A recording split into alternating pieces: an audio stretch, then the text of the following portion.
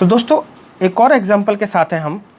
A deck of card contain 20 card. एक गड्डी है जिसमें सिर्फ 20 कार्ड हैं, यानी कि पूरी गड्डी में कितने कार्ड हो गए 20, जिसमें से उस गड्डी के अंदर से 6 जो हैं रेड हैं, 6 कार्ड जो हैं आपके रेड हैं और 14 जो हैं आपके ब्लैक कार्ड हैं।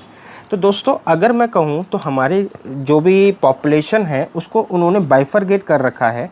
और बाइफरगेट कैसे करा है, 20 जो है हमारे पास कार्ड्स हैं। इन 20 कार्ड्स में से हमारे पास 6 जो हैं रेड हैं एंड 14 कार्ड जो हैं वो क्या हैं, ब्लैक है।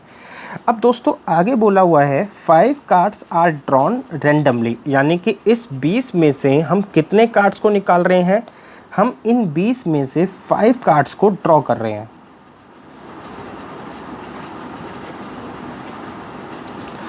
Without replacement. तो this is a essential condition दोस्तों, हमारे पास ये बहुत इंपॉर्टेंट कंडीशन है कि विदाउट रिप्लेसमेंट ही होना चाहिए, अदरवाइज हम हाइपरज्योमेट्रिक डिस्ट्रीब्यूशन को अप्लाई नहीं कर सकते। What is the probability of exactly 4 red card from a drawn, यानी कि प्रोबेबिलिटी बतानी है कि एग्जैक्टली 4 रेड कार्ड होंगे एक पर्टिकुलर ड्रॉन में। तो दोस्तों समझते हैं क्या है आगे। 20 कार्ड्स हैं जो हमारे बाइफरगेट हो रखे हैं, जिसमें से टोटल पॉपुलेशन जो है उसमें 6 पॉपुलेशन ऐसी है जो रेड कलर की है, 14 पॉपुलेशन जो ऐसी है 5 ब्लैक कलर की है। इस 20 पॉपुलेशन में से हम 5 का ड्रॉ करेंगे। अब 5 का ड्रॉ करेंगे तो हमें प्रोबेबिलिटी बतानी है। हमें जो फाइंड करना है दोस्तों, वो क्या फाइंड करना है दोस्तों, 4 रेड कार्ड। यानी कि दोस्तों मेरी पास जो सक्सेस होगी वो क्या बतानी है, यानी कि जब मैं 4 टाइम्स सक्सेस हो जाऊं। तो दोस्तों 4 टाइम सक्सेस होने का मतलब है 4 रेड कार्ड निकले, और 4 रेड कार्ड निकले यानी कि 4 टाइम सक्सेस हो, इसकी मुझे क्या बतानी है, प्रोबेबिलिटी बतानी है। तो दोस्तों अब मैं समझते हैं, टोटल पॉपुलेशन में से 6 रेड है, 14 ब्लैक है।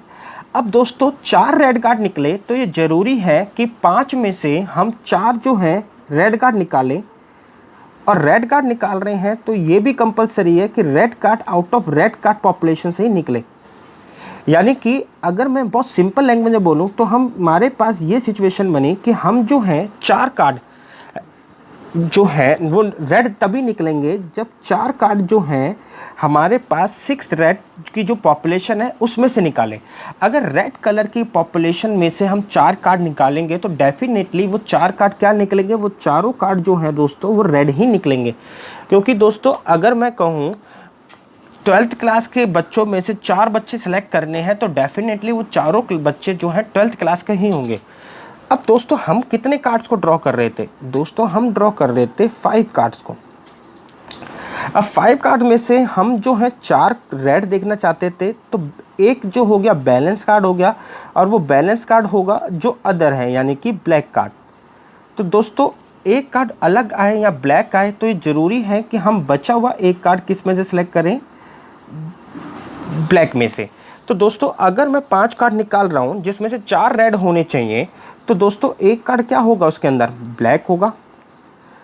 अगर 4 रेड कार्ड होने चाहिए तो ये ज़रूरी है कि हमारे पास जो 4 कार्ड सेलेक्ट कर रहे हो वो आउट ऑफ रेड पॉपुलेशन से हो। अदरवाइज़ अगर ये 4 कार्ड मैं दोनों में से निकालूंगा तो ज़रूरी नहीं है कि मेरे पास रेड भी निकले ब्लैक भी निकले। ये कंपलसरी होने के लिए कि हमारे पास रेड कार्ड में से मतलब रेड कार्ड ही निकले 4, तो वो पॉपुलेशन जो है वो रेड कार्ड की ही हो। और बचा हुआ एक कार्ड ब्लैक निकले वो तभी पॉसिबल है जब हम आउट ऑफ 14 कार्ड एक कार्ड निकाल रहे हों, और 14 जो है वो मेरी क्या है, ब्लैक की पॉपुलेशन। यानी कि जब मैं ब्लैक कार्ड में से एक कार्ड निकालूंगा तो वो डेफिनेटली क्या होगा दोस्तों, वो ब्लैक ही होगा। तो आई थिंक दोस्तों आपको बात समझ में आ गई। तो दोस्तों 5 कार्ड अगर हम निकाल रहे हैं और उसमें से हम ये चाहते हैं कि उसमें 4 कार्ड रेड निकले, तो डेफिनेटली ये कंपल्सन है कि हम जो है 4 कार्ड निकाले आउट ऑफ 6 कार्ड एंड एक कार्ड निकाले आउट ऑफ 14 कार्ड्स। तो दोस्तों हम ये कह रहे हैं कि फाइंड करनी है प्रोबेबिलिटी 4 रेड कलर की, यानी कि 4 बार सक्सेस हुए हों, यानी कि दोस्तों हमारे 4 रेड निकले हों, क्योंकि हम कार्ड 5 निकाल रहे हैं। अगर 4 रेड निकलेंगे तो एक क्या होगा, ब्लैक कार्ड। अब 4 रेड कार्ड के निकलने की प्रोबेबिलिटी क्या होगी, यानी कि मैं 4 रेड कार्ड कितने तरीके से निकाल सकता हूँ, तो 6C4 यानी कि इतने वे हैं हमारे पास जिसमें से मैं 4 कार्ड्स को निकाल सकता हूँ। एंड 14C1 इतने तरीके हैं जहाँ पर मैं ब्लैक कार्ड निकाल सकता हूँ।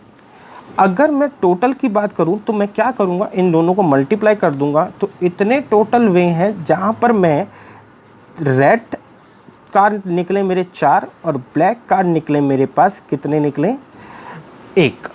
अब दोस्तों मैंने आपको बताया था कि प्रोबेबिलिटी की जो हमारे पास फॉर्मूला होता है वो क्या होता है, number of favourable case upon में टोटल केस। तो दोस्तों मेरे पास अगर मैं बात करूं तो मेरे पास फेवरेबल केस अपॉन में टोटल केस, ये मेरी प्रोबेबिलिटी होती है। फेवरेबल केस कितने हैं दोस्तों, फेवरेबल केस है मेरे पास ये रहे जहाँ पे 4 रेड और 1 ब्लैक निकलेगा। तो मैंने कहा ठीक है 6C4 इंटू में 14C1। अब दोस्तों आगे बात करें तो टोटल केस कितने हैं। टोटल केस का मतलब है कि हम जो हैं बिना कुछ सोचे समझे सिर्फ 5 कार्ड ड्रॉ कर रहे हैं आउट ऑफ अ पॉपुलेशन। ये तो एक कंडीशन के अंदर है। कंडीशन का मतलब ऐसी कंडीशन जहां जो हमारे फेवर में है। टोटल क्या होगा, टोटल ये है दोस्तों 20 में से 5 कार्ड्स निकल रहे हैं, तो रिजल्ट मेरे पास आ गया 20C5। अब दोस्तों जो मैंने आपको फॉर्मूला बताया था उस फॉर्मूले के अकॉर्डिंग हम इसको खोलते हैं तो 6C2 बन जाएगा। यहाँ पर 6C4 है, इसको खोला जाएगा तो हमारे पास ऐसे ही खुलेगा 6 इंटू 5 अपॉन में 2 फैक्टोरियल इंटू में 14 अपॉन में 20C5 का मतलब है दोस्तों 20 इंटू में 19 इंटू में 18 इंटू में 17 इंटू में 16 अपॉन में 5 फैक्टोरियल। दोस्तों ये कैलकुलेशन है सिंपल। अब कैलकुलेशन को आपको परफॉर्म करना है। अब कैलकुलेशन आप अपने आप परफॉर्म कर सकते हैं क्योंकि ये बेसिकली मेरे टॉपिक का पार्ट नहीं है। परमुटेशन और कॉम्बिनेशन के अंदर जो 11th क्लास का टॉपिक है उसमें हम इस कैलकुलेशन को परफॉर्म करना सीखते हैं। तो दोस्तों यहाँ पर मेरे पास रिजल्ट क्या आ जाएगा, दोस्तों यहाँ पर रिजल्ट आ जाएगा 15 इंटू में 14 अपॉन में जब हम इसको सॉल्व करेंगे तो आ जाएगा मेरे पास 15,504 और इसको फर्दर सॉल्व करेंगे तो मेरे पास जो रिज़ल्ट आ जाएगा वो क्या आ जाएगा दोस्तों, प्रोबेबिलिटी जिसको हम बोलते हैं 0.0135। तो दिस इज़ माय प्रोबेबिलिटी। हम इसी प्रोबेबिलिटी को फाइंड करने के ऊपर पूरा का पूरा काम कर रहे थे। आई थिंक दोस्तों आपको ये एग्जाम्पल समझ में आया। आगे देखते हैं दोस्तों आगे इस टॉपिक में और क्या क्या है। तो फॉर्मूला डेरिवेशन है। फॉर्मूला डेरिवेशन क्यों है दोस्तों, क्योंकि डायरेक्टली हम मैं इसका फॉर्मूला बता देता तो आई थिंक आपको ये बात समझ में नहीं आती। दोस्तों अब फॉर्मूला डेरिवेशन इस तरीके से है कि हमारे पास पूरी पॉपुलेशन है n। इस पॉपुलेशन में से 2 पॉपुलेशन को हम बाइफरगेट कर देते हैं। एक n1 पॉपुलेशन जो हमारे पास सक्सेस को शो कर रही होती है, एक n2 पॉपुलेशन फेलियर को शो कर रही होती है, ठीक है ना। अगर n पॉपुलेशन है हमारे पास टोटल, उसमें से n1 हमारी सक्सेस को शो कर रही है, n2 हमारी फेलियर को शो कर रही है। इसमें से हम दोस्तों n ड्रॉ करते हैं और n ड्रॉ में हम चाहते हैं x सक्सेस की प्रोबेबिलिटी। अगर मैं अपने ऊपर वाले केस से कनेक्ट करूं तो दोस्तों ऊपर वाले केस में हमारे पास क्या है, n ड्रॉ कितने थे, हमारे पास ड्रॉ थे 5, सक्सेस कितने थे 4। तो दोस्तों हमने ये बोला कि ये चीज़ तभी पॉसिबल है जब हम सक्सेस के जितने भी एलिमेंट हैं वो सक्सेस वाली पॉपुलेशन से निकालें और फेलियर के जितने एलिमेंट हैं वो फेलियर वाली पॉपुलेशन से निकालें। दोस्तों अगर मैं n ड्रॉ कर रहा हूँ जिसमें से x सक्सेस है या x एलिमेंट जो मेरी सक्सेस को शो कर रहे हैं, तो मेरे फेलियर को कितने शो करेंगे, n माइनस एक्स, यानी कि इतने एलिमेंट मेरे किसको शो कर रहे हैं, फेलियर को। तो दोस्तों अगर मैं x सक्सेस देखना चाहता हूं तो इट इज़ कंपलसरी, ये ज़रूरी है कि हम जो है x एलिमेंट n1 से सिलेक्ट करें and n minus x element किससे सिलेक्ट करें, n2 से।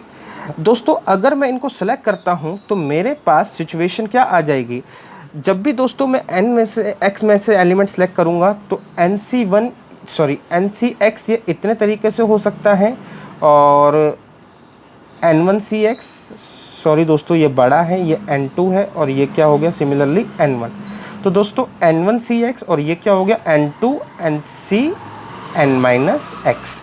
तो दोस्तों x एलिमेंट निकलने की प्रोबेबिलिटी ये रही, सॉरी प्रोबेबिलिटी का नंबर ऑफ वे ये रहे, और n2 निकलने की प्रोबेबिलिटी क्या है, नंबर ऑफ वे जो भी है मेरे ये रहे। दोनों को मल्टीप्लाई करेंगे तो हमारे पास टोटल वे आ जाएंगे। टोटल वे जो भी है हमारे ये फेवर को दिखाते हैं।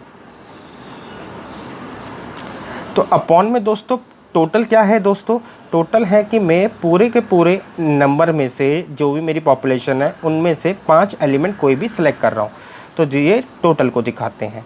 तो टोटल फेवर अपॉन में टोटल, तो दिस इज़ अ प्रोबेबिलिटी कि अगर हम ऐसा दिखाते हैं तो दिस इज़ अ प्रोबेबिलिटी, जहाँ पर हम ये बोलते हैं कि प्रोबेबिलिटी एक्स जो भी है मेरा एक्स सक्सेस होने की। आई थिंक दोस्तों फॉर्मूला आपको पता चल गया कि फॉर्मूला क्या है और ये कैसे अप्लाई हो रहा है। दोस्तों इसमें एक पॉइंट है जो आई थिंक आपको शायद परेशान कर सकता है कि यार ये क्या बात हुई कि हम जो हैं पॉपुलेशन को 2 पार्ट में डिवाइड करते हैं और सक्सेस उसमें से निकालते हैं, फेलियर उसमें से निकालते हैं। तो दोस्तों देखो, इसको समझने के लिए एक बहुत प्रैक्टिकल एग्जांपल लेता हूँ।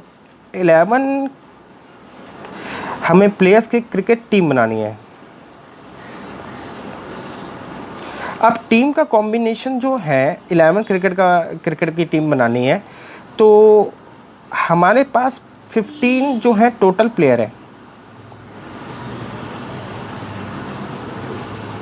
अब इस टोटल 15 प्लेयर में 9 क्या है, बैट्समैन है, एंड 6 क्या है, बॉलर है।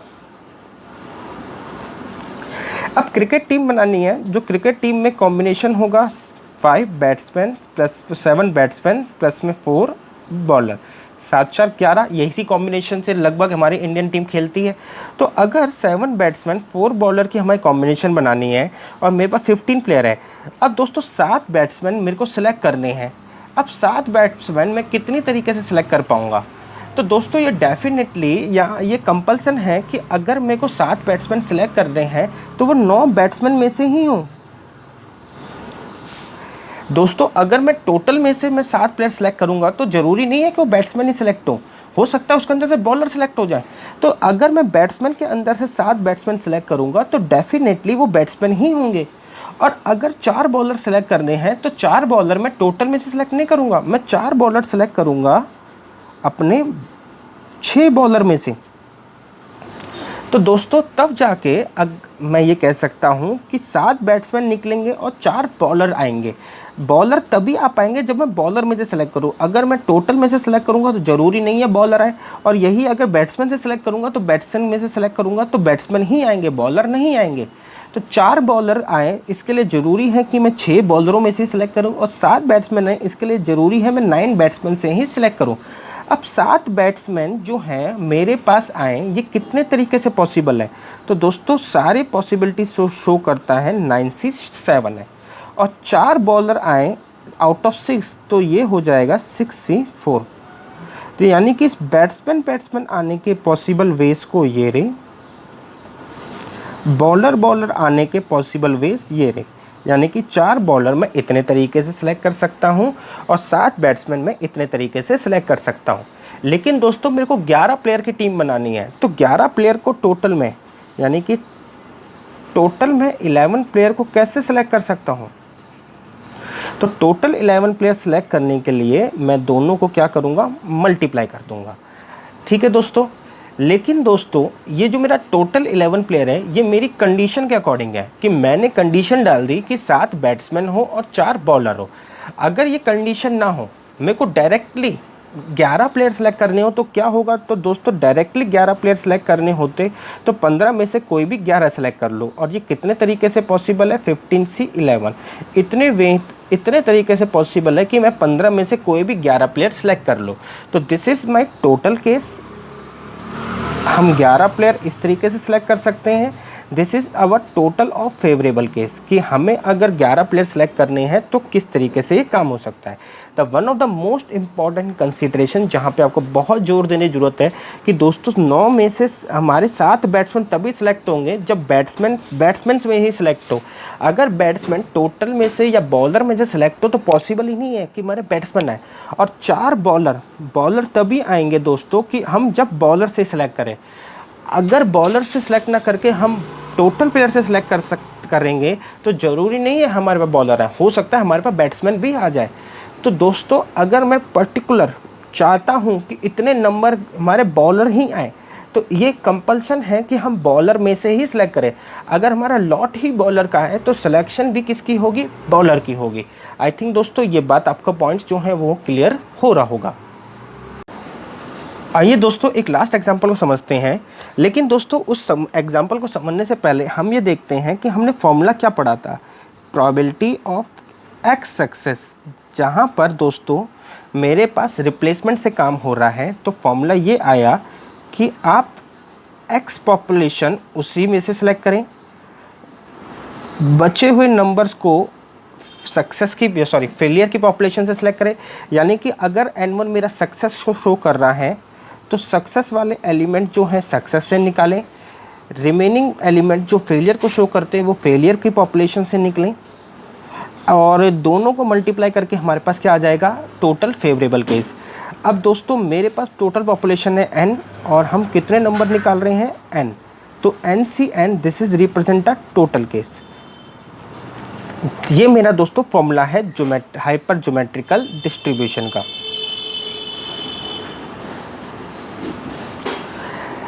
अब डेफिनेटली आपके मन में क्वेश्चन जरूर अराइज होगा कि सर हम प्रोबेबिलिटी तो ठीक है निकाल रहे हैं, लेकिन यहाँ पे हम रिप्लेसमेंट भी कर रहे हैं, ये रिप्लेसमेंट का इफेक्ट कहाँ शो हो रहा है। दोस्तों बहुत आपके क्वेश्चंस निकल रहे होंगे, और सबसे बड़ी बात कि हमने अभी तक डिस्ट्रीब्यूशन को समझा ही नहीं, हमने एक इंडिविजुअली सक्सेस की प्रोबेबिलिटी को समझा है। अब डिस्ट्रीब्यूशन पूरा बनाना सीखेंगे तो उसके लिए एक एग्जांपल पर चलते हैं। तो दोस्तों क्वेश्चन हमारे पास ये रहा कि हमारे पास 10 tubes is receive which is known to contain 3 defective. दोस्तों हमें 10 ट्यूब्स रिसीव्ड हुई हैं जिसमें से हमें पता है कि उसके अंदर 3 डिफेक्टिव है। If a sample of 3 tubes are taken, हम सैंपल कितने निकाल रहे हैं, 3 ट्यूब्स का। व्हाट इज़ द प्रोबेबिलिटी, हम प्रोबेबिलिटी जो है दोस्तों, हम प्रोबेबिलिटी इसकी ना निकाल के इस पर प्रोबेबिलिटी डिस्ट्रीब्यूशन पूछ रहे थे।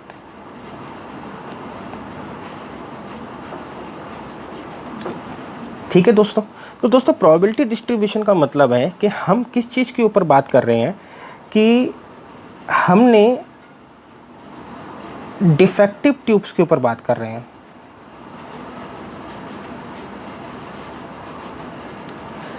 अब दोस्तों डिफेक्टिव ट्यूब्स के ऊपर बात कर रहे हैं, तो ट्यूब हमारे पास डिफेक्टिव हो, हमने इसको x मान लिया। Let x be random variable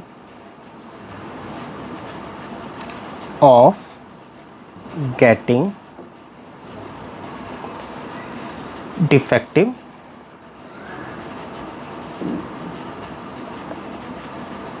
tube. तो दोस्तों अगर मैं 3 ट्यूब का सैंपल ले रहा हूँ, अगर मैं 3 ट्यूब का सैंपल ले रहा हूँ तो हमारे पास जो x है वो x can take value, x की वैल्यू क्या क्या हो सकती है। तो दोस्तों 3 ट्यूब्स को अगर मैं 3 ट्यूब्स के सैंपल्स को निकाल रहा हूँ तो उसमें से डिफेक्टिव बल्ब कैसे कैसे निकल सकते हैं, एक डिफेक्टिव ट्यूब कैसे कैसे हो सकती है। तो हो सकता है तीनों में एक बार भी डिफेक्टिव ट्यूब ना आए, तीनों में से एक ही बार डिफेक्टिव आए, तीनों में से 2 बार डिफेक्टिव निकले, या तीनों में से तीनों के तीनों सैंपल क्या निकले, डिफेक्टिव निकले। तो x कैन टेक का वैल्यू, तो x की वैल्यू 0, 1, 2, 3 कुछ भी हो सकती है। आगे बात करते हैं दोस्तों, अगर मैंने बात करी कि x can take a value, x की क्या क्या पॉसिबल वैल्यूज़ हो सकती हैं। अब दोस्तों चलते हैं हमारे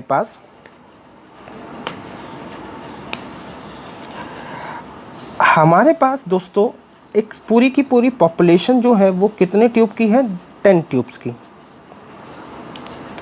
दोस्तों 10 ट्यूब में से हमारी पॉपुलेशन 2 पार्ट्स में डिवाइड है, जिसमें से 3 ट्यूब्स क्या हैं, डिफेक्टिव है। तो 7 ट्यूब क्या हो गए दोस्तों हमारे पास, नॉन डिफेक्टिव है। अब दोस्तों 3 ट्यूब डिफेक्टिव है, 7 ट्यूब नॉन डिफेक्टिव है। ये हमारी पूरी पॉपुलेशन की क्या है, कंसीडरेशन या डिवीज़न है। हम जो है अपने सारे केसेस को यहाँ पर धीरे धीरे अप्लाई करेंगे और समझेंगे दोस्तों उस सारे अप्लाई हुए केसेस को कि प्रोबेबिलिटी डिस्ट्रीब्यूशन कैसे बनता है। तो दोस्तों हमें एग्जाम्पल पढ़ के ये पता चला कि हमारे पास तो दोस्तों 10 ट्यूब्स हैं। ये 10 ट्यूब जो हैं ये पूरे n को शो कर रहा है। इस 10 ट्यूब में से हमारे पास 3 ट्यूब जो हैं वो डिफेक्टिव है एंड 7 जो है वो नॉन डिफेक्टिव है। ठीक दोस्तों, अब जो 7 डिफेक्टिव है, सॉरी 3 जो डिफेक्टिव है ये मेरी N1 को शो कर रहे हैं और 7 डिफेक्टिव है ये मेरे N2 को शो कर रहे हैं। तो दोस्तों अब समझते हैं कि हमें क्या बोला हुआ है। दोस्तों बोला हुआ है कि प्रोबेबिलिटी डिस्ट्रीब्यूशन बताना है। प्रोबेबिलिटी डिस्ट्रीब्यूशन बताने का मतलब है कि हमें इन सब की वैल्यू बतानी है। तो प्रोबेबिलिटी बतानी है जब x क्या होगा दोस्तों, तो प्रोबेबिलिटी बतानी है दोस्तों जब x क्या होगा मेरा 0। तो दोस्तों x 0 का मतलब मेरे पास कोई भी डिफेक्टिव बल्ब ना आए। ठीक है, तो दोस्तों probability of x is equal to 0। 0 का मतलब है कि मेरे पास कोई भी डिफेक्टिव बल्ब ना आए। अब कोई भी डिफेक्टिव बल्ब ना आए दोस्तों ये तभी पॉसिबल है जब मैं कोई भी डिफेक्टिव बल्ब ना आए। तो इसका मतलब है कि दोस्तों मैं तीनों के तीनों जो बल्ब हैं वो मेरे कहाँ से आएंगे, वो मेरे नॉन डिफेक्टिव से आएंगे। x इज इक्वल टू 0 का मतलब नो डिफेक्टिव का मतलब अच्छे बल्ब। तो तीनों के तीनों बल्ब अच्छे हों तो इसके लिए इसका मतलब है कि जो भी मेरे तीनों बल्ब आए वो कितने में से आए, या आउट ऑफ 7 अच्छे बल्ब में से आए। अच्छे बल्ब में से अगर मैं सिलेक्ट करूँगा तो दोस्तों बल्ब अच्छे ही होंगे, बल्ब गंदे नहीं हो सकते। तो दोस्तों हमारे पास यहाँ पे ये 0 हो और ये क्या है दोस्तों 7। तो ये कंडीशन में ये चीज़ इस बार 0 है। तो सॉरी दोस्तों ये क्या है मेरे पास 7 तो बल्ब से टोटल। तो नो डिफेक्टिव में मेरे पास ये क्या हो गया दोस्तों, तो ये जो चीज़ होगी वो मेरे पास होगी दोस्तों 3C0 और ये क्या हो गया दोस्तों 7C3। आगे दोस्तों मैंने इन दोनों के टोटल निकालने के लिए इनमें बीच में मल्टीप्लाई कर दूंगा, क्योंकि 3C0 की कोई वैल्यू मतलब नहीं रखती। तो डेट्स वाई मेरे पास क्या आ गया 7C3। हालांकि अगर आपको लिखना है आपके कंफर्टेबल के लिए तो मैं लिख देता हूँ, अपॉन में क्या आएगा 10C3। तो दोस्तों अगर मैं इसको खोलूँ 7C3 को तो 7 को 3 बार खोलेंगे और 3 फैक्टोरियल से डिवाइड कर देंगे। सिमिलरली 10 को 3 बार खोलेंगे, 3 फैक्टोरियल से डिवाइड कर देंगे। तो दोस्तों जो पॉसिबल रिजल्ट है मेरा इस कंडीशन में वो क्या आ रहा है, नीचे आ जाएगा दोस्तों आपका 120, ऊपर आ जाएगा दोस्तों आपका 35। दोस्तों आप अपनी कैलकुलेशन को परफॉर्म करना, आंसर डेफिनेटली यही आएगा। तो दोस्तों आगे बढ़ते हैं। अब मेरे पास अगला क्या है, अगला यही है दोस्तों कि प्रोबेबिलिटी जब x इज इक्वल टू 1 हो, यानी कि प्रोबेबिलिटी हो दोस्तों एक बल्ब डिफेक्टिव निकले। तो अगर वे दोस्तों एक डिफेक्टिव निकले, हम टोटल बल्ब निकाल रहे हैं 3, तो इसका मतलब क्या है 2 बल्ब अच्छे निकले। तो प्रोबेबिलिटी अगर मेरे को x इज इक्वल टू 1 की निकालनी हो तो एक बल्ब डिफेक्टिव निकले, ये तभी पॉसिबल है जब हम डिफेक्टिव बल्ब से ही निकालें। तो इस पर दोस्तों हम क्या करेंगे, हम डिफेक्टिव बल्ब में से एक बल्ब निकालेंगे एंड 2, अगर एक बल्ब डिफेक्टिव निकल रहा है तो बच कितने गए, अदर्स कितने हो गए 2। तो यानी कि 2 बल्ब्स कैसे हों, अच्छे हों। 2 बल्ब्स अच्छे तभी हो सकते हैं दोस्तों जब ये हम बल्ब अच्छे में से निकालें, यानी कि इसमें से। तो दोस्तों इस बार मेरे पास जो प्रोबेबिलिटी होगी वो इस तरीके से होगी कि एक बल्ब निकालने के वेस इतने हैं, इनटू में 2 बल्ब निकालने के, अच्छे बल्ब निकालने के तरीके इतने हैं, या इतने तरीके से 2 बल्ब अच्छे निकल सकते हैं। तो मेरे पास प्रोबेबिलिटी हो जाएगी 3C1 इंटू में 7C2 अपॉन में दोस्तों 10C3। आई थिंक दोस्तों आपको बात समझ में आ रही है। दोस्तों जब मैं इसको खोलूँगा तो मेरे पास जो रिज़ल्ट आएगा वो आ जाएगा 63 अपॉन में 120। कैलकुलेशन को दोस्तों आप अपने आप परफॉर्म करना, रिज़ल्ट डेफिनेटली आप यही आएगा। तो दोस्तों आगे बात करते हैं कि हमारे पास अगर हम निकालना चाहें probability x is equal to 2 की, तो x इज इक्वल टू मतलब यहाँ पे 2 डिफेक्टिव हो। तो दोस्तों 2 डिफेक्टिव का मतलब क्या हुआ, हम तो 3 बल्ब निकाल रहे हैं, तो इसका मतलब हुआ कि 2 बल्ब डिफेक्टिव निकले एंड जो एक बल्ब है वो अदर निकले, यानी कि गुड। तो दोस्तों आगे मेरे पास क्या है, probability x is equal to 2। x is equal to 2 का मतलब है कि दोस्तों अब 2 बल्ब क्या हो मेरे गंदे निकले। 2 बल्ब गंदे तभी निकल सकते हैं जब ये मैं 3 बल्ब से निकालूंगा। तो यानी कि 2 बल्ब निकले गंदे बल्ब में से और 3 बल्ब, सॉरी अब जो बच गया एक बल्ब वो निकले कितने में से, अच्छे में से। तो 2 डिफेक्टिव बल्ब तभी आएंगे जब वो 3 डिफेक्टिव से निकलें। अगर मेरे पास 2 डिफेक्टिव हैं तो एक बल्ब क्या हो गया, नॉन डिफेक्टिव। तो एक नॉन डिफेक्टिव तभी आ सकता है जब वो नॉन डिफेक्टिव में से निकले। तो पॉसिबल वेज कितने हो गए दोस्तों, 3C2 इंटू में 7C1। तो दोस्तों इसकी प्रोबेबिलिटी मेरे पास हो गई 3C2 इंटू में 7C1 अपॉन में 10C3। तो दोस्तों इस पर जो मेरा रिजल्ट आएगा वो क्या आएगा, 21 अपॉन में 120। लास्ट केस दोस्तों मेरे सामने है कि प्रोबेबिलिटी क्या होगी अगर x इजिकल टू 3 हो। x इजिकल टू 3 का मतलब प्रोबेबिलिटी हमारे पास 3 बार सक्सेस की। दोस्तों अगर मैं तीनों बार सक्सेस होता हूं तो इसका मतलब है कि मैं ये देखना चाहता हूं कि मेरे क्या हों, तीनों बल्ब डिफेक्टिव निकले। तीनों बल्ब डिफेक्टिव तभी निकल सकते हैं जब मैं डिफेक्टिव बल्ब में से सिलेक्ट कर रहा हूँ। यानी कि डिफेक्टिव बल्ब में से ही अगर मैं डिफेक्टिव बल्ब निकालूंगा तो डेफिनेटली बल्ब जो है वो मेरे डिफेक्टिव निकलेंगे। तो इस बार मेरे 3 बल्ब निकालने हैं मेरे को डिफेक्टिव में से, क्योंकि दोस्तों मेरा टोटल ट्रायल ही 3 बल्ब्स का है। तो मेरे अगर तीनों के तीनों डिफेक्टिव निकल रहे हैं तो नॉन डिफेक्टिव पर इस बार मेरा क्या हो गया, 0। तो दोस्तों मैं इसको यहाँ पर लिखूँगा, तो यहाँ पर लिखूँगा तो दोस्तों आपके सामने रिजल्ट आएगा 3C3 इंटू में 7C0 अपॉन में 10C3। तो दोस्तों मेरे पास इस बार रिजल्ट आ गया 1 अपॉन में 120। तो दोस्तों मेरे पास जो भी रिज़ल्ट आया हमने उसको प्रोबेबिलिटी डिस्ट्रीब्यूशन में अप्लाई करा। जैसे ही प्रोबेबिलिटी डिस्ट्रीब्यूशन में अप्लाई करा तो मेरे पास x क्या है, x इजिकल टू 0, 1, 2, 3। इसकी प्रोबेबिलिटी रेस्पेक्टिवली हमने क्या क्या निकाली दोस्तों, 0 पर निकाली थी हमने 35 अपॉन में 120, 1 पर निकाले थे 63 अपॉन में 120, इस पर निकाले थे 21 अपॉन में 120 एंड लास्ट में निकाली थी 1 अपॉन में 120। अगर मैं दोस्तों इन रेस्पेक्टिव नंबर्स के सामने जो प्रोबेबिलिटी निकाली हुई है उनको मैं अगर एक टेबल में बंद कर दूँ तो मेरे पास क्या आ जाएगा दोस्तों, मेरे पास प्रोबेबिलिटी डिस्ट्रीब्यूशन आ जाएगा। तो प्रोबेबिलिटी डिस्ट्रीब्यूशन का बेसिक मीनिंग यही है दोस्तों कि ऐसी टेबल जो आपके रैंडम वेरिएबल और उसके कॉरेस्पॉन्डिंगली प्रोबेबिलिटी को शो करती है। दोस्तों क्या ये प्रोबेबिलिटी ठीक निकली है हमारी? हाँ बिल्कुल, चेक कर लेते हैं। 35 plus 63 plus 21 plus 1 is equal to क्या हो जाएगा, 120 अपॉन में 120। तो रिजल्ट क्या आ गया, 1। तो सम ऑफ प्रोबेबिलिटी डिस्ट्रीब्यूशन क्या होता है, 1। दोस्तों इस क्वेश्चन में कहीं पर भी ये नहीं बोला हुआ था कि बल्ब डिफेक्टिव निकालने हैं, सॉरी बल्ब जो है रिप्लेसमेंट से निकलेंगे या विदाउट रिप्लेसमेंट से निकलेंगे। तो दोस्तों फिलहाल मैं ये मान के चल रहा हूँ क्योंकि मैं आपको हाइपर ज्योमेट्रिक करवा रहा हूँ, तो बल्ब जो हैं वो हमारे जो भी पॉपुलेशन हम निकाल रहे हैं, सैंपल हम निकाल रहे हैं, वो क्या है हमारे रिप्लेसमेंट के साथ ही, मतलब विदाउट रिप्लेसमेंट है। तो दोस्तों ये बेसिक एजम्पशन हम मान के चलेंगे, क्वेश्चन के अंदर नहीं लिखा हुआ।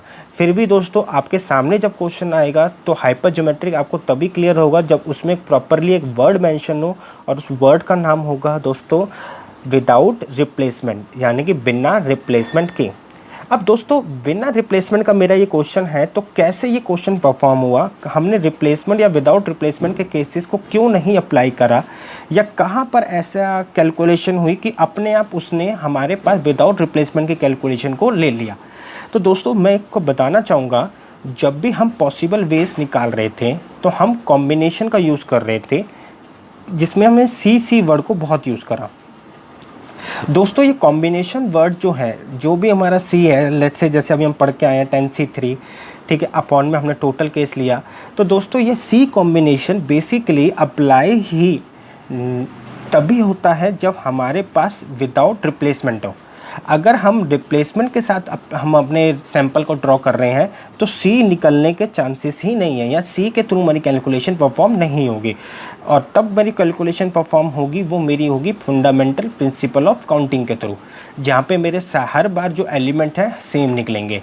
तो दोस्तों अगर मैं सिंपल बोलूँ, सी को यूज़ करना ही अपने आप में हमारा इस बात को शो करता है कि हमारे जो एलिमेंट्स हैं वो क्या है, विदाउट रिप्लेसमेंट। और जो सी है यानी कि कॉम्बिनेशन, वो अपने आप इस चीज़ को कंसीडर कर रहा है कि विदाउट रिप्लेसमेंट निकल रहे हैं तो कितने पॉसिबल वेज हैं ऊपर, और विदाउट रिप्लेसमेंट निकल रहे हैं तो कितने पॉसिबल वेज हैं नीचे।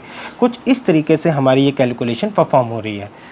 दोस्तों आई थिंक आपको ये बात समझ में आ गई। अब मैं छोटा सा आपको एक फंडामेंटल प्रिंसिपल ऑफ काउंटिंग बोला है, तो मैं सोच रहा हूँ कि वो एक बार आपको बता दूँ कि क्या है वो फंडामेंटल प्रिंसिपल ऑफ काउंटिंग। तो दोस्तों देखते हैं फंडामेंटल प्रिंसिपल ऑफ काउंटिंग है क्या। तो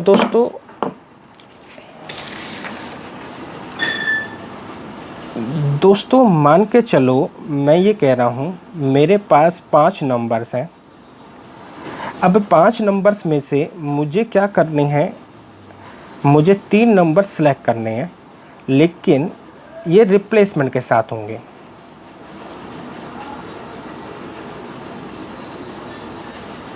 तो दोस्तों अगर रिप्लेसमेंट के साथ होंगे तो मेरे पास हर बार 3 नंबर को सिलेक्ट करने के लिए पहला ऑप्शन क्या है 5, दूसरा ऑप्शन क्या है वो भी 5 एंड तीसरा ऑप्शन क्या है 5।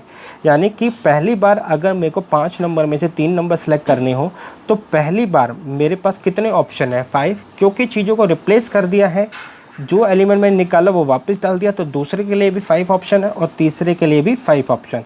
तो this is my 5 5 25 into 5 125।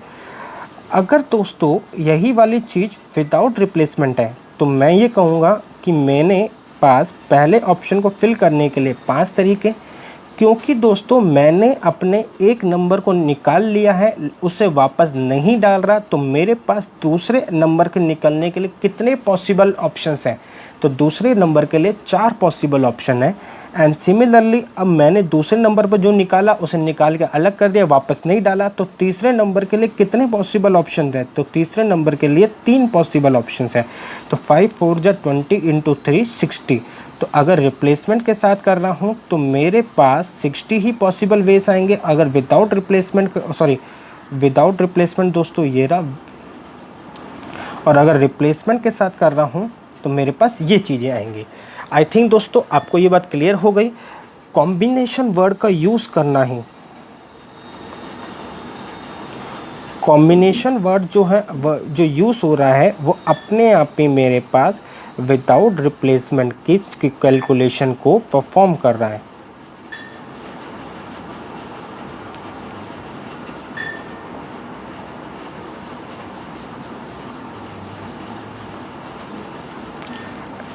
I think दोस्तों आपको जो भी है मैंने अपने टॉपिक में पढ़ाया वो आपको क्लियर हुआ।